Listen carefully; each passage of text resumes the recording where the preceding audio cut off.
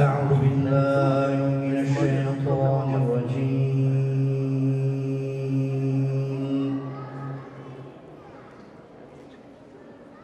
بسم الله الرحمن الرحيم.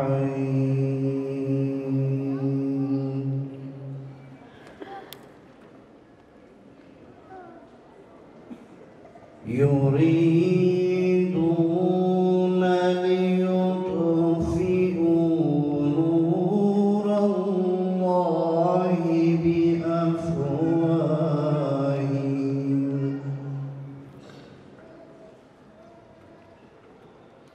والله متم نوره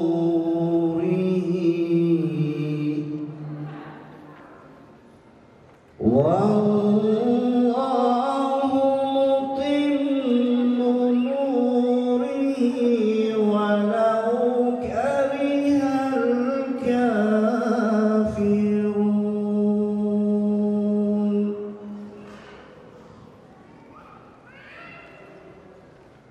هو الذي أرسل رسوله بالهدى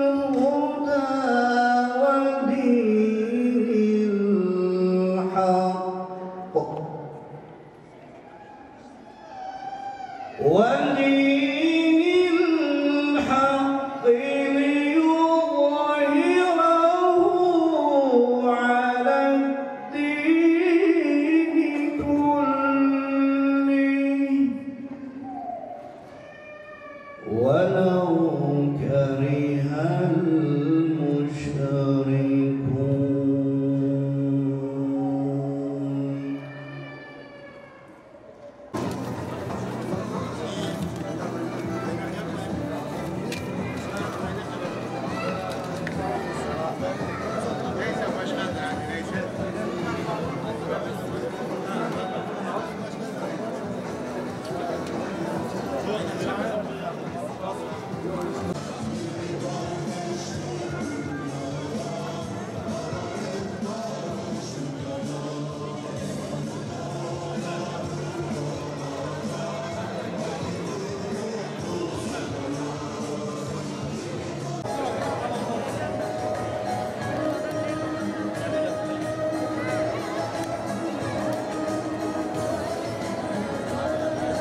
Muhammed abi bu sandalyenin üzerinden alabilirsiniz.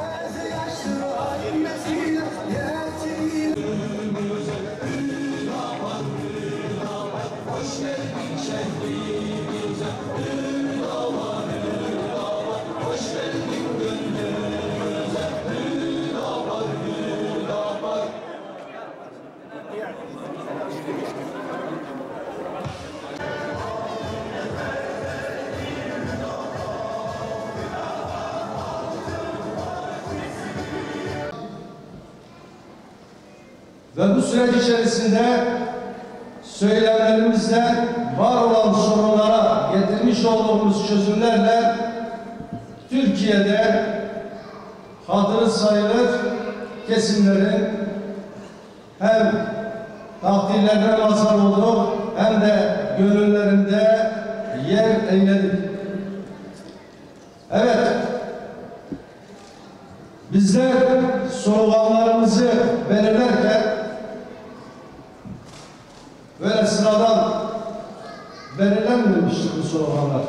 Her birisinin altı doldurulacak ve ciddi manalar, anlamlar barındıran sloganlar bunlar.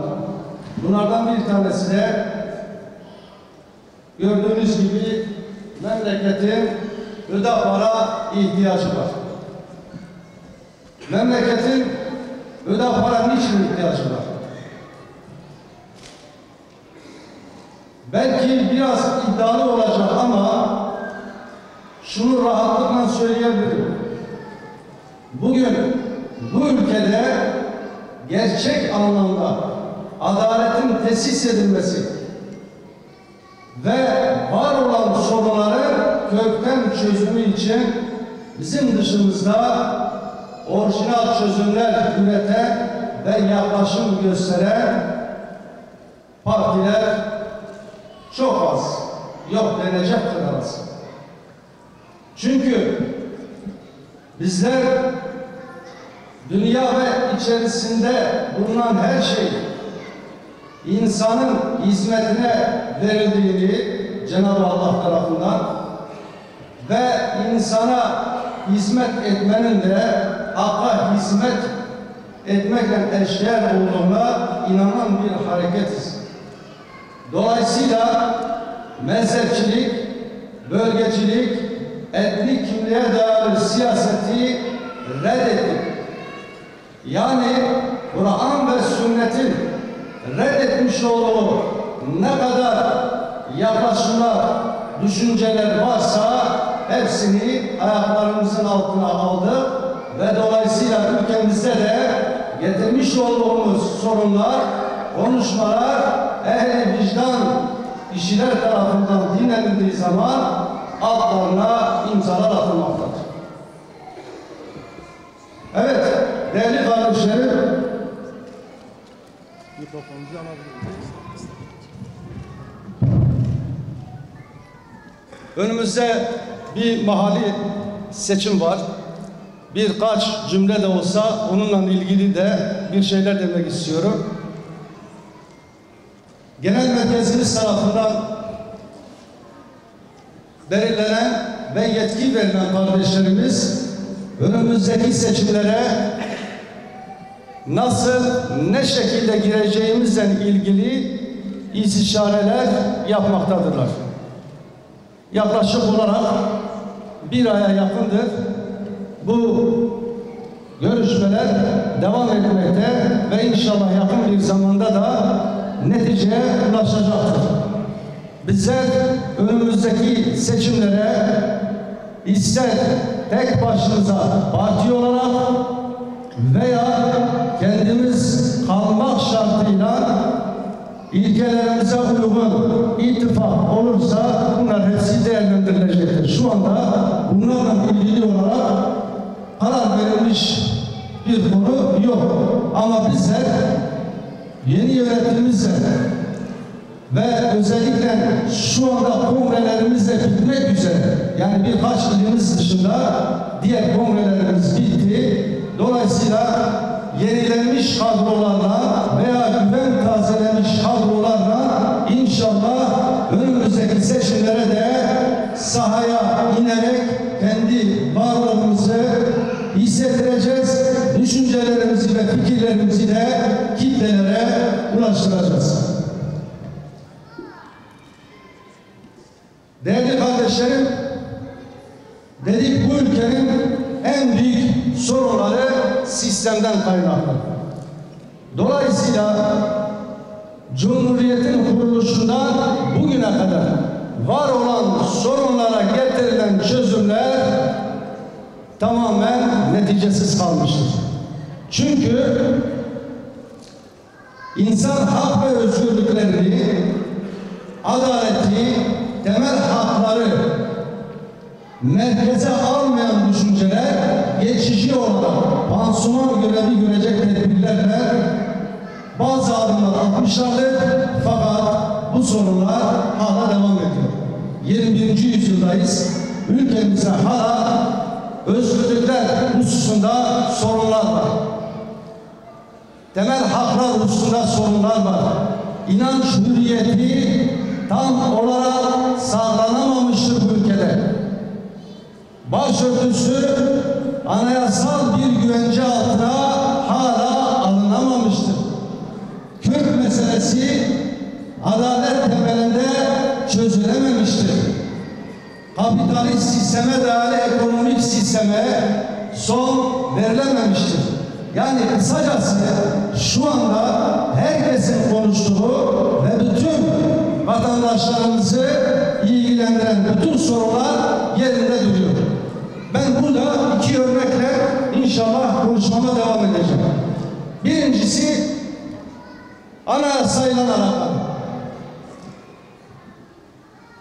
Bazen dönem Türkiye'nin gündemine geliyor, işte yeni bir anayasa yapılması lazım. Herkes bunu söylüyor, hükümet de söylüyor, muhalefet partileri de söylüyor, sivil toplum kuruluşları da söylüyor. Ama bunu değiştirecek bir irade maalesef şu anda yok. Peki bu yeni anayasa değişikliği için verilen önerilere baktığımızda sorunların temelini oluşturan, var olan şimdiki anayasada çok da farklı öneriler yok. Bizler ise anayasanın ortak bir mutabakat metni olduğunu, yani 85 milyonu ilgilendiren bir hukuk metni olduğunu, dolayısıyla anayasanın önünde Cumhurbaşkanı da olsa, milletvekili de olsa, vatandaş da olsa herkesin eşit olduğunu savunuyoruz ve öyle olması gerektiğine inanıyoruz biz. Böyle bir anayasa. Nasıl? Dedik ki yeni, sivil ve adil bir anayasa. Sıfırdan yapılmış. Mehmet Akif Ersoy'un tek dişi kalmış canavar diye tasvir etmiş olduğu batıdan alınan kanunlarla değil, kendi medeniyet değerlerimize dayalı ve tekrar insanlığa örnek oluşturabilecek bir toplum oluşturacak bir anayasa. İnancımıza uygun, inancımıza barışık bir anayasa ve adaleti ve özgürlüğü merkeze almış olan bir anayasa. Şimdi yine bu anayasayla alakalı hatırlarsanız 2017 yılında Türkiye parlamenter sistemden Cumhurbaşkanlığı hükümet sistemine geçti. Referandumla halkın çoğunluğu evet dedi ve geçti.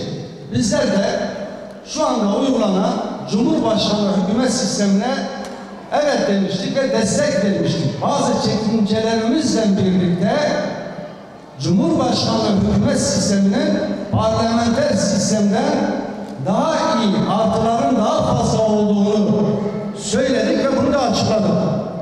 Detayına girmeyeceğim bunu. Şu anda hükümet tarafından veya ona yakın olanlar tarafından 50+1'in tartışılması, değiştirilmesi ve bu sistemin bir daha revize edilmesi gerektiğini söyleniyor.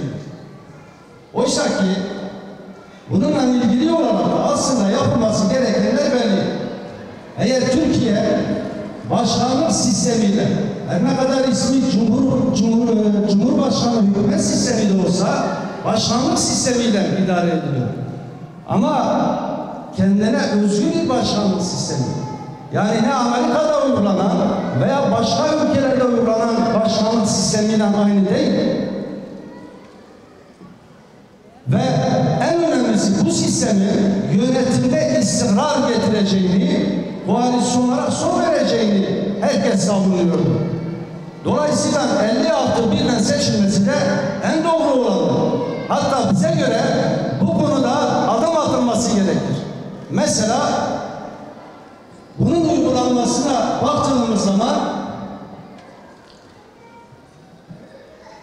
iki turlu seçim sistemleri var. Yani milletvekilleri seçimi de sağ çoğunlukla, yani oy kullanan ne kadar insan varsa yarısının bir fazlasını alan kişi milletvekili seçer. Veya dar seçim sistemiyle, 2 turlu dar seçim sistemiyle bu sistem yapılır. Dünyada hemen hemen her yerde böyle ama Türkiye'de farklı.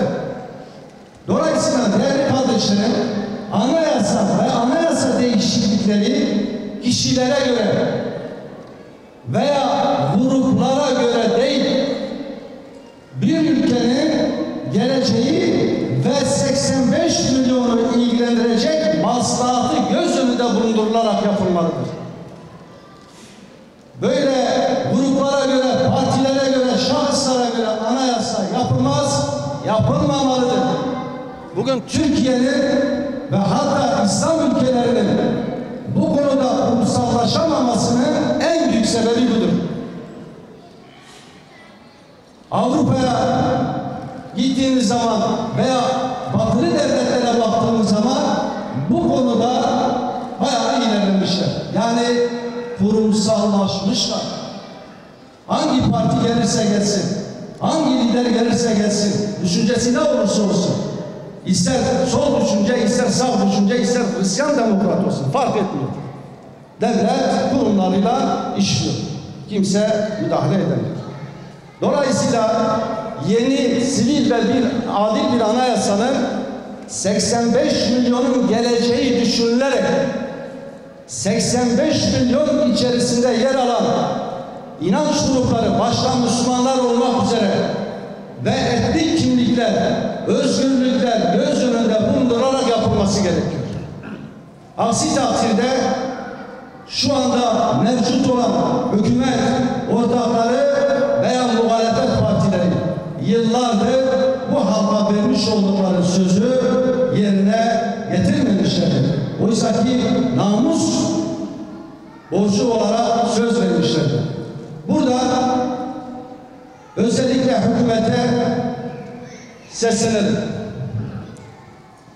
Madem ki anayasa toplumların ortak sözleşmesidir, mecliste bulunan bulunmayan bütün siyasi partiler, sivil toplum kuruluşları, kanaat önderleri, alimlerle istişare edilerek medeniyet değerlerimize uygun, inancımıza uygun bir anayasa yapılması gerekiyor. Anayasayla ilgili olarak daha önce bir broşür yapmıştık, hatırlarsanız. Bunu hemen hemen ilgili kişilere de götürmüştük. Burada 7 tavsiyemiz ve 7 yapılmaması gerekenler diye başlıklar var. Şimdi ikinci konu ekonomi konusu. Türkiye'de ve dünyada genelinde istisnalar hariç faize dayalı kapitalist ekonomik sistem uygulanmakta. Niçin faize dayalı? Niçin bunu özellikle söylüyorum? Çünkü faizin olduğu yerde sömürü vardır. Alın teri sömürüsü vardır. Faizin olduğu yerde devletlerin geliri toplumun geneline adil bir şekilde dağıtılmaz. Bundan dolayı İslam faizin her çeşidini yasaklamıştır. Fakat kapitalist sistem temeli faizi. Faizi çıkardığınız zaman kapitalist sistem çöker. Aynen nasıl ki namaz dinin direği ise, namaz kılmasanız, direği çıkarırsanız o bina başınıza yıkılır. Kapitalist sistemde de öyledir. Peki bu kapitalist sistemi hala insanlara ümit aşılamak için veya tek yol, tek çıkar yol olarak göstermek için de arkalarına almış oldukları medya gücüyle bunu propagandasını yapıyorlar, algı oluşturuyorlar. Hele hele bugün okullarda sadece Türkiye'de değil, dünyanın birçok ülkesinde ekonomi bölümünü okuyanlar, iktisat bölümünü okuyanlar ne okuyorlar? Kapitalist sistemin ilkelerini okuyorlar. Ona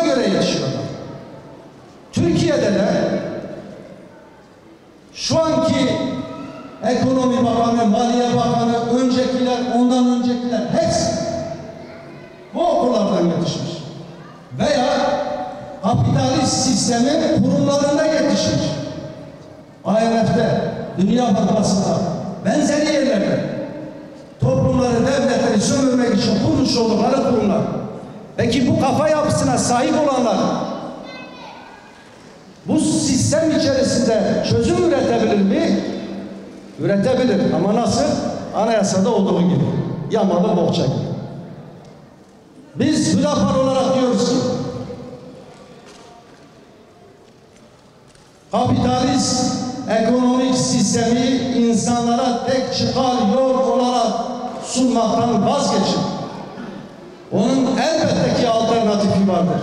Bu da İslam'ın emretmiş olduğu iktisat sistemidir. Şimdi hükümet 2024 yılının bütçesini hazırladı. Mecliste Plan ve Bütçe Komisyonu'nda geçti. Yakında meclise gelir. Şimdi onlara bir kısaca bir göz atalım. Ne demek istediğim daha iyi anlaşılacak. Tahmini olarak söylüyorum. Yani yuvarlak. 2024 yılı bütçesi 11 trilyon. Yeni parayla.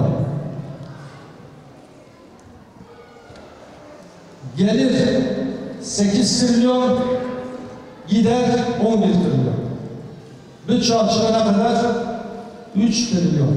Yani 100 milyar dolara yakın, belki daha fazla bir bütçe açığı öngörülüyor. 2023 bütçesinde olduğu gibi, 20 bütçesinde olduğu gibi, 2000 bütçesinde ve ta Cumhuriyet'e kadar gitseniz herkese yön öyle. Çünkü niye? Sistem devam ettiriliyor. Sistemin çarkları içerisinde gelenler öğütülüyor. Kimse buna alternatif bir çözüm bulamadı. Verilen öneriler de göz ardı edildi. Şimdi faiz ödemesine kadar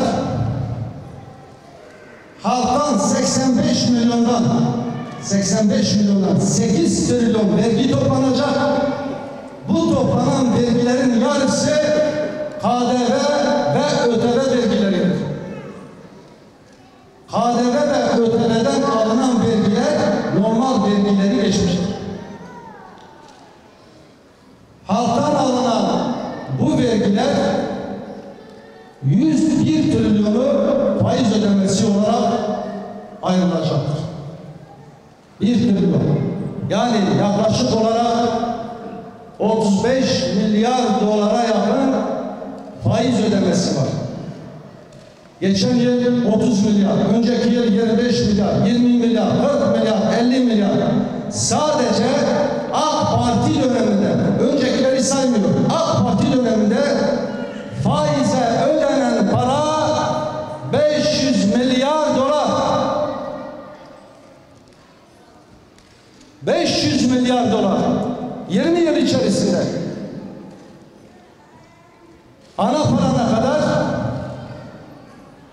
devletin ve özel sektörün borçlarını toplasanız 400-450 milyar dolar. Peki 20 yıldır bu ana para niye hiç azalmıyor?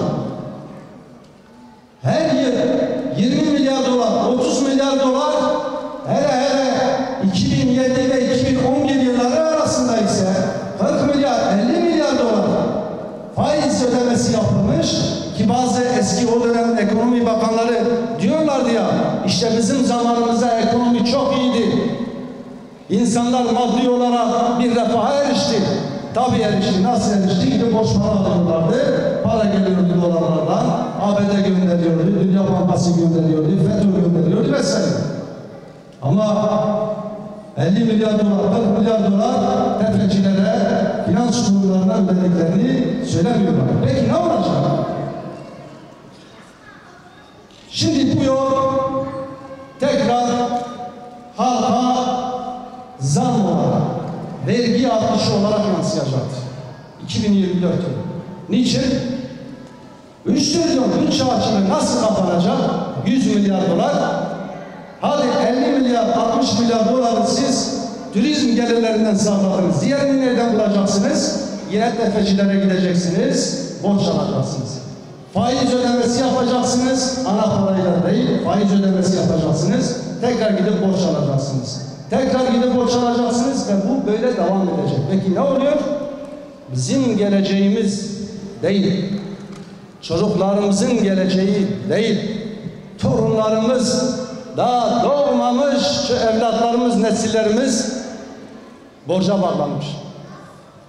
İşte bundan dolayı Hüdapar olarak diyoruz ki, eğer siz gerçekten bu halkın parasını, alın teriyle kazanmış olduğu parasını tefecilere, faiz lobisine vermemekte samimiyseniz bu sisteme dur demeniz lazım. Bu sömürü sistemine dur demeniz lazım. Bunun için de faize dayalı ekonomik sisteme son vermeniz gerekiyor. 2. Bütçe açığı vermeyeceksiniz. Geliriniz 8 trilyonsa gideriniz de 8 trilyon olmalıdır. Ve bunun için şu öneri de biz bulduk. Dedik ki denk bütçe anayasal bir hüküm haline getirilmelidir. Denk bütçe. Yani gelirinden fazla harcamamak ve borçlanmamak, borçlanmamak bir anayasal hüküm haline getirilsin. Hangi hükümet gelirse gelsin, geliri ne kadarsa gideri de o kadar harcamasını yapacak. 2. Yolsuzluğa, rüşvete son vermek gerekiyor. Ama ciddi tedbirler alarak vermek gerekiyor. 3. Vergi artışları bakanların emriyle veya Cumhurbaşkanı kararnamesiyle değil, meclisin çoğunluğuyla alacak bir karardan artırılması gerekiyor. Eğer değerli kardeşlerim bunlar yapılırsa ve bunun detayı var, bizim parti programımıza veya daha önce genel başkanımızın özellikle yapmış olduğu açıklamalarda bunun detayı var. Bunlar temel ilkeler. Detaya girmeye gerek yok. Detaya girdiğimiz zaman sizi boğarlar. Ekonominin anlaşılmaması için, faizin anlaşılmaması için 50 çeşit faiz türü ortaya çıkartmışlar. Kavram kargaşası oluşturmaya çalışıyorlar. Oyunu okumaya çalıştığımız zaman zaten okuyanların kafası karışıyor. Anlaşılmaması için. Yani kısacası faize dayalı ekonomik sisteme son verilmelidir. Ve sadece refahı topluma yaymaktan uzak, sadece ülke ekonomisini büyütmeye yönelik iktisat anlayışını da reddediyoruz. Ülke ne kadar büyükse büyüsün, gayri safi milli hasıla ne kadar artarsa artsın, eğer vatandaşa yansımıyorsa, işçiye, emekliye yansımıyorsa orada hırsızlık vardır, orada sömürü vardır, orada alın teri çalınmaktadır.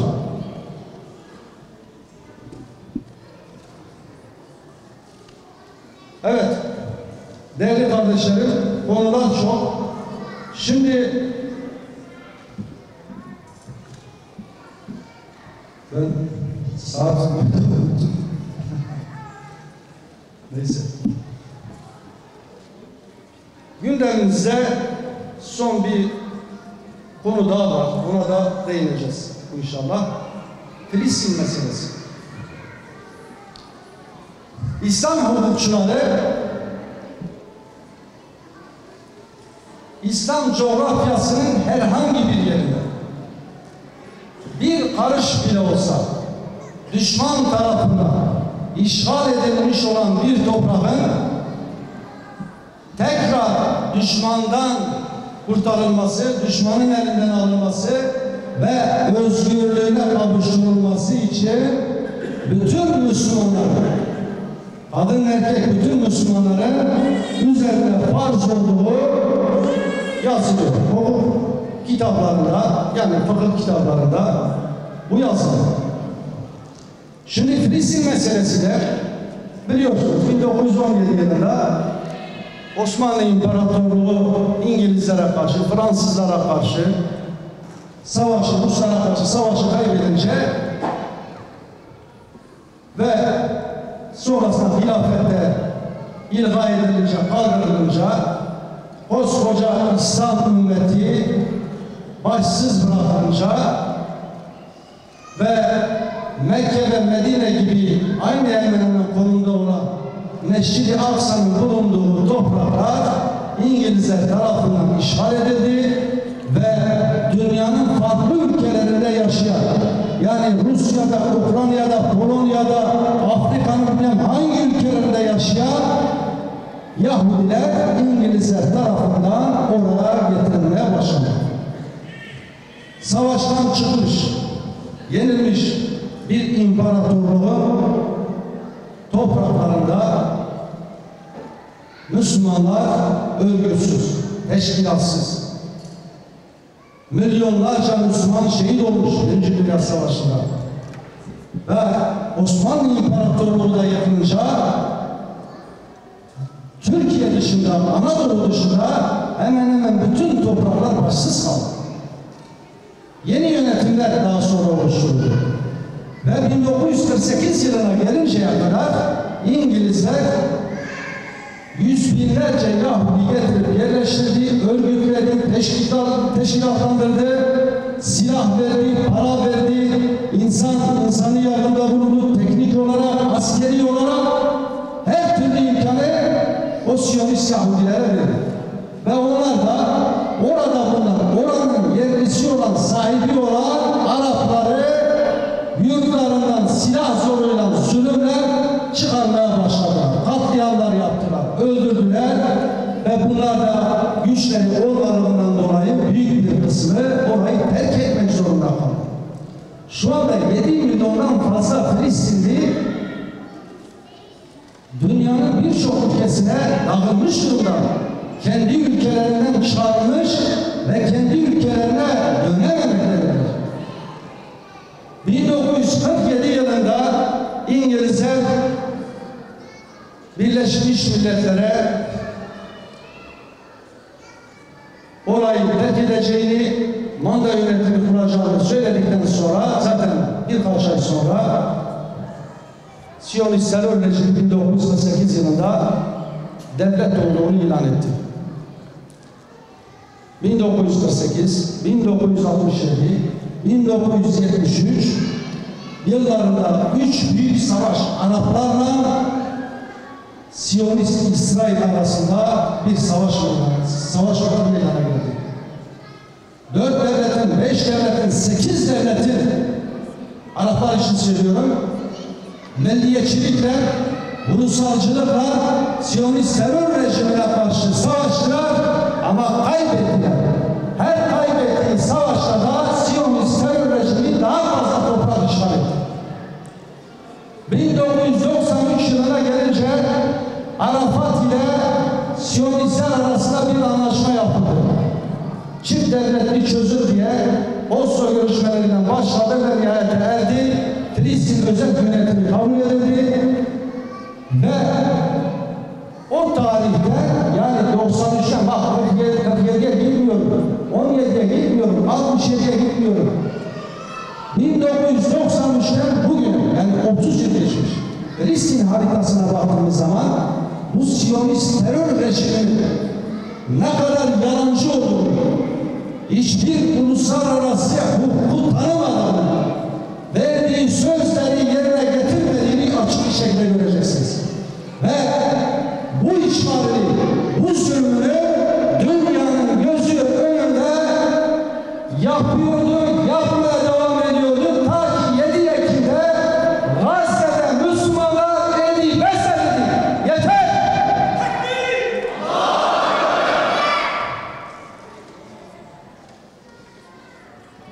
Artık sen Filistin topraklarında işgal girişiminde bulunamayacaksın. Ve bir mücadele başlattı. Gazze'de meydana gelen mücadele aslında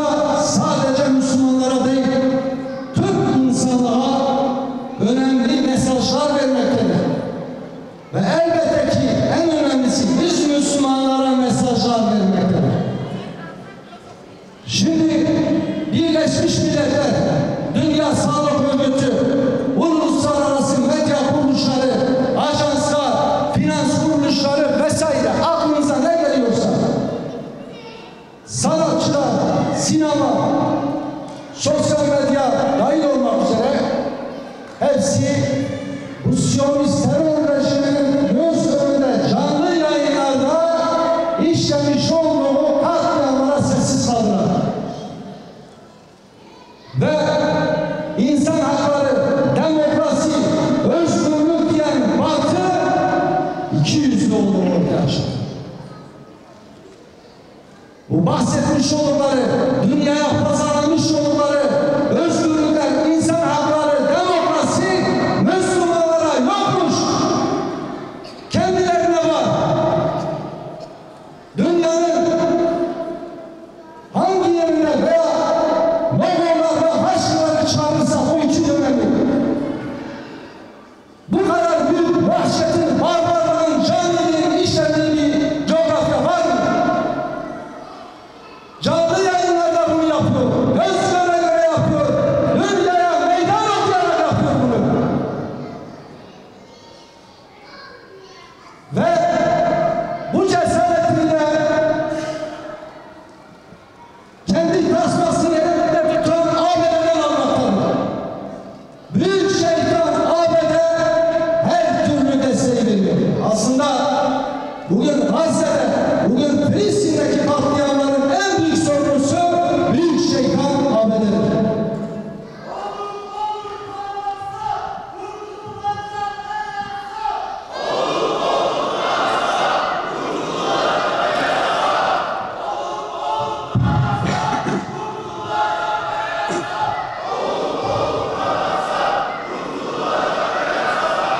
Değerli kardeşlerim, şimdi bu olaylar bize gösterdi ki, daha doğrusu 3 kategoriye ayırıyoruz bu olaylardan sonra. 7 Ekim sonrası 3 kategori. Birincisi, Batı'nın tavrı ne oldu? 2, Arapların ve İslam ülkelerinin, yani İslam İşbirliği Teşkilatı'nın tavrı ne oldu? 3, İslam coğrafyasında yaşayan halkların, Müslümanların ve gayrimüslimlerin, dünyanın diğer coğrafyasında yaşayan gayrimüslim tavırları ne oldu? Evet, Batılılar özellikle emperyalist dediğimiz bugünkü maddi varlıkları, ilerlemeleri tamamen mazlumların kanı üzerinde ve sömüre gelmiş oldukları sömürü düzeninden kaynaklanan İngiltere, Fransa ve ABD. Batı derken bunlar kastedilir. Çünkü şu anda dünyayı bunlar idare ediyor. Bunlar yönetiyor. Özellikle ABD. Dünyadaki bütün kurumlar onun elinde. Askeri alanda bir numara, teknoloji alanda bir numara, finans kuruluşlarında bir numara, medyada bir numara. Bu sadece tabii Müslümanların eksikliği değil. Yani doğu ülkelerine gittiğin zaman Çin'de, Rusya için de aynı şey geçer. Yani bugün siz bir yere para transfer etmeye çalışırsanız ister birey olun, ister devlet olun, ister Türkiye olun, ister Rusya olun. ABD onay vermiyorsa o parayı gönderemiyorsunuz. Ticaret yapamıyorsunuz. Böyle bir sistem. Dünya Bankası'nı niçin kurdular? IMF'yi niçin kurdular? Veya insan hakları örgütlerini niçin kurdular? Dünya Sağlık Örgütü'nü niçin kurdular? Aslında Birleşmiş Milletler niçin kuruldu? İkinci Dünya Savaşı'nda 10 milyonlarca insan hayatını kaybetti. Ve dünya barışının sağlanması ve ticaretin serbest ve güvenli yapılması için kuruldu. Peki Birleşmiş Milletler görevini yapıyor mu? Yapmıyor. Birleşmiş Milletler Genel Sekreteri Refah kapısına gitti, içeri sokmadılar onu. Defalarca Siyonist terör rejimini kınadı, defalarca yaptırım kararı alındı ama hiçbir şey yapılmadı, yapamadılar. Niçin? Büyük şeytan ABD izin vermediği için. Peki izzetli ve onurlu bir insan oradaki makamlarda durur mu? Birleşmiş Milletler'in genel sekreteri olsan ne olur, olmasın ne olur? Dünya Sağlık Örgütü'nün başkanı olsan ne olur, olmasın ne olur?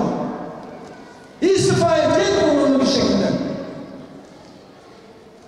2. İslam ülkeleri Türkiye dahil olmak üzere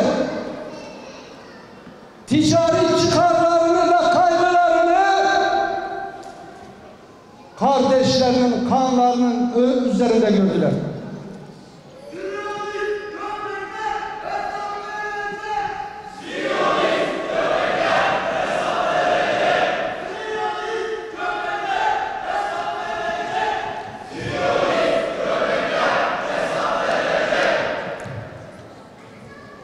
Evet,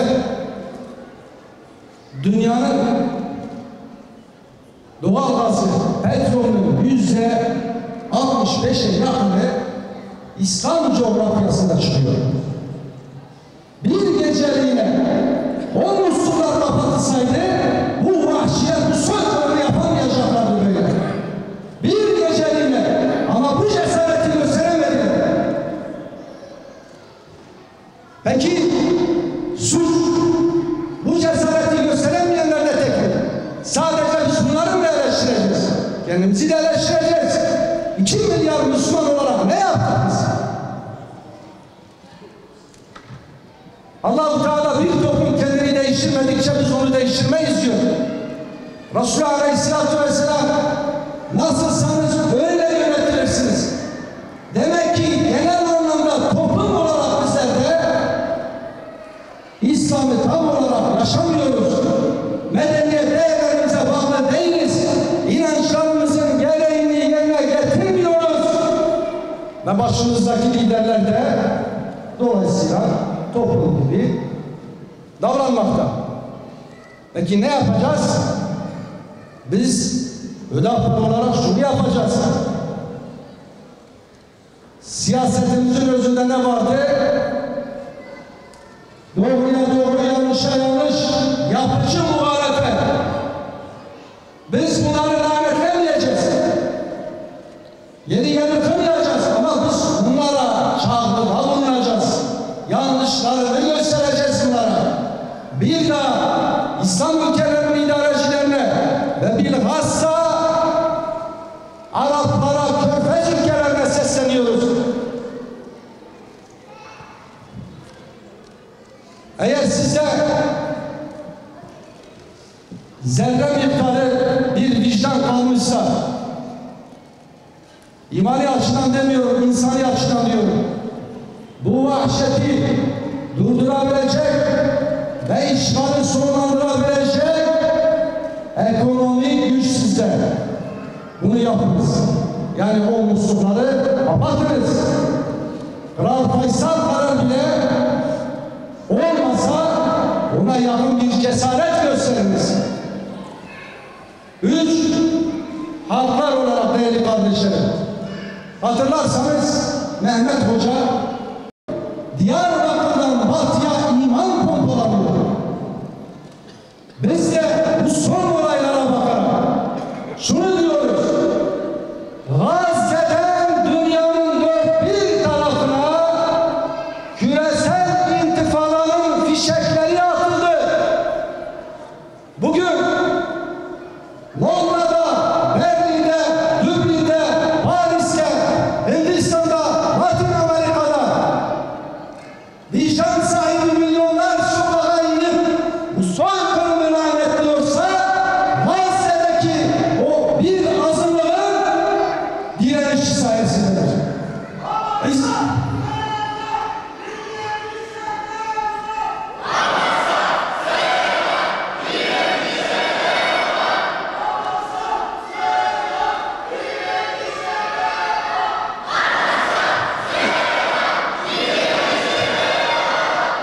Son olarak söyleyecek şeyler çok.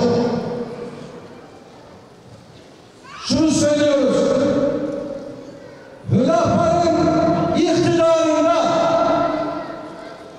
Siyonist terör rejimiyle her türlü siyasi, ticari ve askeri anlaşmalara son verilecek. Siyonist terör rejimi devlet olarak tanınmaktan vazgeçilecek. Mescid-i Aksa başta olmak üzere Mescid-i Haram ve Mescid-i Nebevi dahil okullarda ders olarak okutulacak. Çocuklarımız Mescid-i Aksa sevgisi ve özgürlüğü için mücadele bilinciyle inşallah yetişecektir. Değerli hazirun, hakkınızı helal edin. Biraz uzattı. Hepinizi saygı ve sevgiyle selamlıyorum. Esselamu Aleyküm ve Rahmetullahi ve Berekatuhu.